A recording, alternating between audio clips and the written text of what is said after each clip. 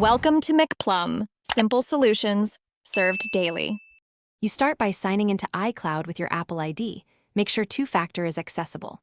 Once signed in, confirm whether you want to remove mail only or also delete messages from all devices. Open the Mail app on Mac or iPhone or go to iCloud. Com and open Mail. These are equivalent paths. Make sure you have a current backup if you might need messages later. Now proceed to the mailbox where the messages or account you want removed are stored.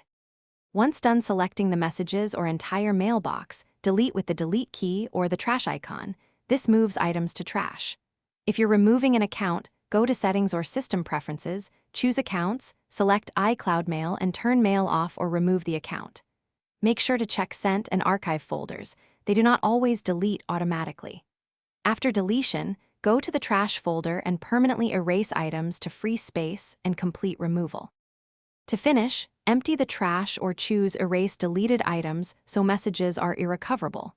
Once done, verify on each device that syncing completed and that mail no longer appears. If messages reappear, make sure another device isn't set to re-upload, then sign out of iCloud on one device and sign back in. This forces a fresh sync. Finally, if problems persist, restart your device and check iCloud storage settings to ensure.